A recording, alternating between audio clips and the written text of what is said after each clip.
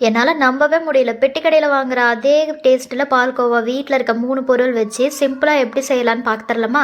அதுக்கு 1 டம்ளர் பொட்டுக்கடலை, அதே டம்ளரில் 3/4 பங்கு சர்க்கரை. நீங்கள் அதை விட கம்மியாக கூட எடுத்துருக்கலாம். நானே கொஞ்சம் சேர்த்து போட்டனால சுகர் அதிகமாக இருந்துச்சு.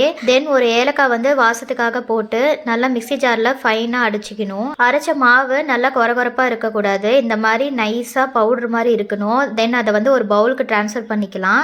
நான் ஒரு 2 டேபிள் ஸ்பூன் அளவுக்கு நெய் காய்ச்சி எடுத்துக்கிட்டேன். அதை கொஞ்சம் கொஞ்சமாக எடுத்து மிக்ஸ் பண்ணி கொஞ்சம் கொஞ்சமாக நம்ம பிணைஞ்சிக்கணும். நம்ம பிணையவே நல்லா இலக்கம் கொடுக்கும்.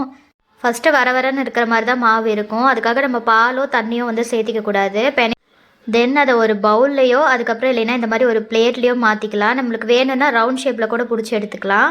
எனக்கு நான் பீஸ் போட்டு எடுத்துக்கிறனால நான் இந்த பிளேட்டில் நெய் தடவி அதில் அப்ளை பண்ணிக்கிட்டேன். அவ்வளோதான். இதை ஒரு 2 மணி நேரம் ரெஸ்ட்டில் விட்டுட்டு பீஸ் போட்டு எடுத்தோம்னா சூப்பராக ரெடி ஆயிரும். ட்ரை பண்ணி